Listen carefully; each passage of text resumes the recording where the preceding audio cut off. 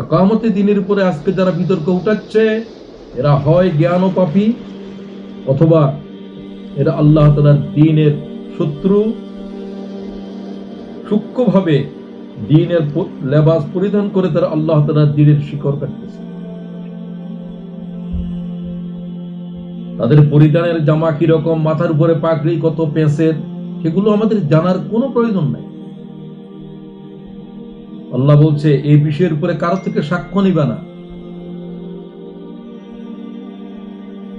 আমি যে পয়গম্বরদেরকে দ্বীন প্রতিষ্ঠা করার জন্য পাঠিয়েছি, এই কথা বলার পরে আল্লাহ কি কথা বললেন?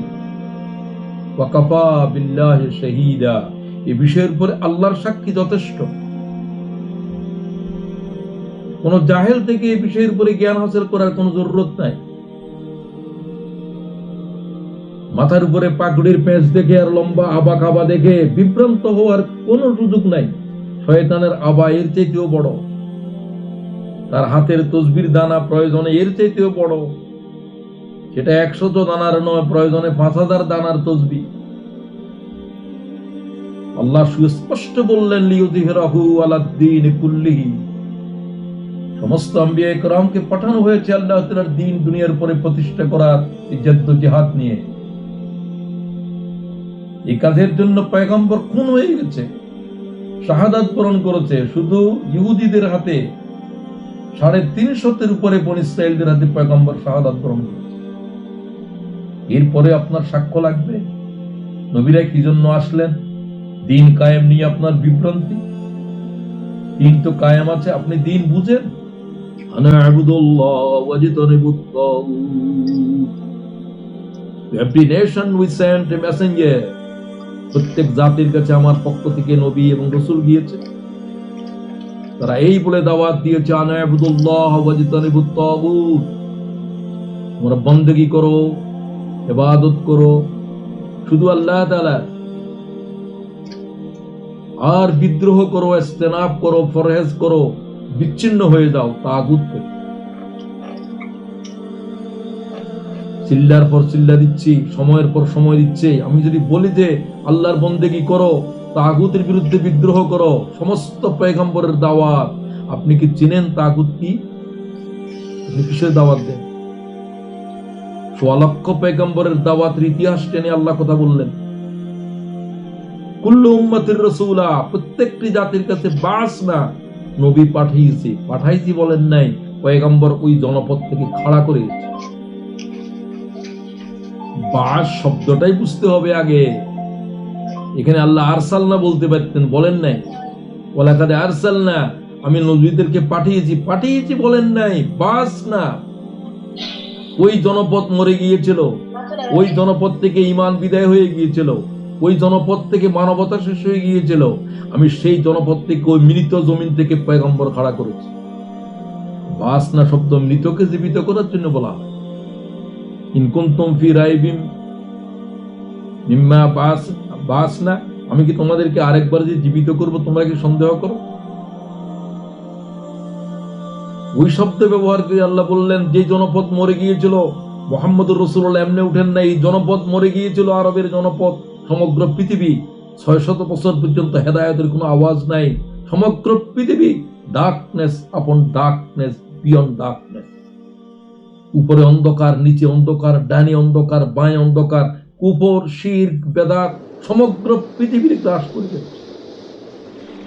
এই অন্ধকারের ভিতরে মানবতার মৃত্যু মৃত্যু মৃত্যু। সেই জনপদ থেকে মুহাম্মদ ইবনে আব্দুল্লাহ খাড়া হলো আর ডাক দিলেন সাফা পাহাড়ে দাঁড়িয়ে, ইয়া আইয়ুহান নাস কুল লা ইলাহা ইল্লাল্লাহ। আল্লাহ ছাড়া কারো বন্দেগী চলবে না। নিজের জীবনে, সমাজে, দেহে, আল্লাহর জমিনের উপরে চলবে না। ভয়াল এক ডাক, যে ডাক সমগ্র পৃথিবী নড়ে উঠল। আর এই ডাক আর কেউ দেননি, বাকিরা কওমের কাছে বলছেন এই কথা। ইয়া আইয়ুহান নাস, শুধু মুহাম্মদুর রাসূলুল্লাহ বলছেন। এই কথা বলার ইজাজত 1.25 লক্ষ পয়গম্বরের ভিতরে শুধু একজনের কাছে ছিল। তিনি গ্লোবাল মেসেঞ্জার, তিনি সমগ্র মানবতার জন্য এসেছেন। পৃথিবীর বাইরে কোন জনপদে, কোন গ্রহান্তর যদি মানব থেকে থাকে, তাদের জন্য খেতাব করা হচ্ছে, ইয়া আইয়ুহান নাস। আর যুগে পরের যুগে কিয়ামত অবধি পৃথিবীর শেষ মানব পর্যন্ত মুহাম্মদ রাসূলুল্লাহর ডাকের ভিতরে শামিল হয়ে গেছে। তো এই ডাক আল্লাহ তাআলা বললেন, আনাবুদুল্লাহ ওয়াজতানিবুত তাগুত। আমি নবীদেরকে বললাম যে বিদ্রোহ করো, অ্যাভয়েড করো তাগুতকে। তাগুত তো কাফেরের নাম নয়, তাগুত তো কোনো মুশরিকের নাম নয়, শুধু তাগুত হচ্ছে ফেরাউনের নাম। তাগুত হচ্ছে কার নাম? রাসূল পাক সাল্লাল্লাহু আলাইহি ওয়াসাল্লামের সামনে তাগুত ছিল আবু জেহেল। যারা শুধু আল্লাহকে অস্বীকার করেছে তা নয়, যারা জমিনের উপরে নিজেদের বিধান জারি করেছে, যারা আল্লাহর বিধানকে জমিনে আসতে দিচ্ছিল না, বাধা সৃষ্টি করেছে, ফেরাউন। প্রত্যেক যুগে পয়গম্বরদের সামনে তাগুতের সংঘাত হয়েছে। জীবন চিল্লা লাগানোর পরেও তাগুত দেখেন নাই এখনো আপনি? তাগুতের সাথে আপনার দেখাও হয় নাই, কিসের দাওয়াত দেন আপনি? হায় হায়, আমি আপনার প্রতি বেদনা, আমার হৃদয়ে রক্তক্ষরণ হচ্ছে আপনার মেহনত দেখে, কষ্ট দেখে। কিন্তু আপনি যে কিসের উপরে মেহনত করছেন? মরিচিকার নাম তো পানি নয়। আমার কাছে মনে হচ্ছে যে পানি। আল্লাহ তাআলা বলেন, বেকুবেরা তো, অবিশ্বাসীরা তো মরিচিকারে মনে করেছে পানি।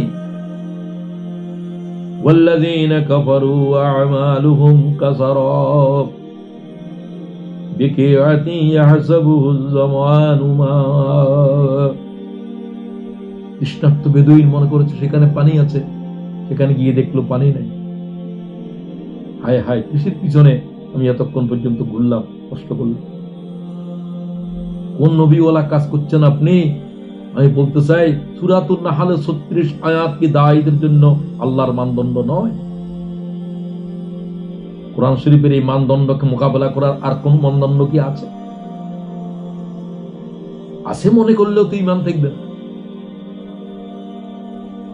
কোন কিতাব আপনি পড়েন যে কিতাবের কোন বিশুদ্ধতার সনদ আছে?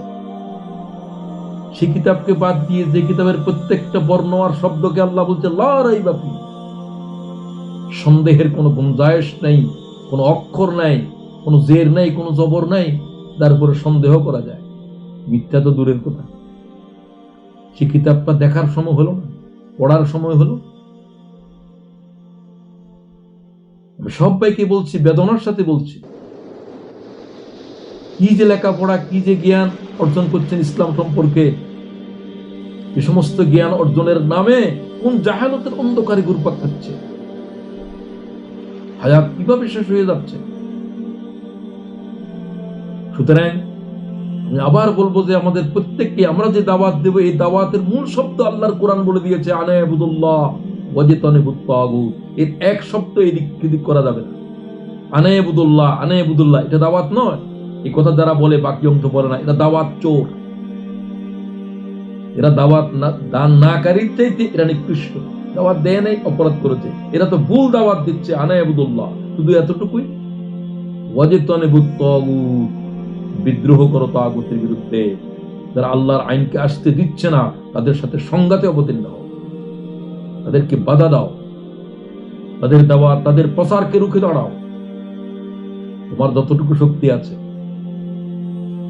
যদি তাদের এত বেশি হয়ে যায় যে তোমার প্রয়োজন তোমারে খুন করবে, আল্লাহ বলছে খুন হয়ে যাও।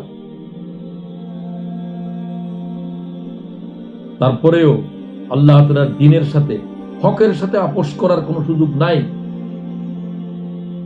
রাসূলুল্লাহ বলছেন শিরিক করা যাবে না যদি তোমাকে কতল করে কতল হওয়ার জন্য প্রস্তুত হও।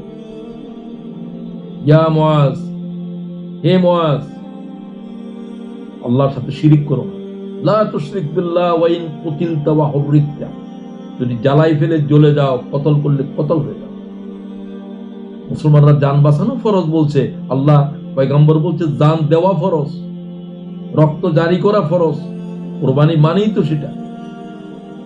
ইসলাম শিখালো কি? মুসলমানেরা শিখলো কি? সাহাবীরা কি শিখালেন আমাদের সামনে? তো আমি বেশি কথা বললাম একটু এই জন্য যে এই বিষয়ের উপরে বিভ্রান্তি চলছে উম্মতের ময়দানে। দাওয়াত নিয়ে চলছে সবচেয়ে বড় সমস্যা। প্রত্যেকে দাওয়াত দিচ্ছে, মিডিয়ার ভিতরে বলতেছে, ওয়াজ মাহফিলে বলতেছে, আলোচনায় বলতেছে, যতক্ষণ পর্যন্ত তার দাওয়াত এই মানদণ্ডে উতরে যাবে না, ওই দাওয়াত শোনা থেকে বিরত থাকে। আপনাদেরকে আমি এই মানদণ্ড হাতে দিলাম। সূরা নাহলের 36 নম্বর আয়াত, 16 নম্বর সূরা 36 নম্বর আয়াত, আল্লাহ তাআলা বলেন সমস্ত পয়গম্বরের দাওয়াত নিয়ে এসেছে পৃথিবীর উপরে। যে সংগঠনের দাওয়াত এটা নয়, শুধু আনেবুদুল্লাহ বলবে, ওয়াজদানিবুত তাগুত বলবে না, আরেকটা বলবে না, আমি আল্লাহর কসম খেয়ে বলছি এটা ইসলামী জামাত নয় অথবা পূর্ণাঙ্গ নয়।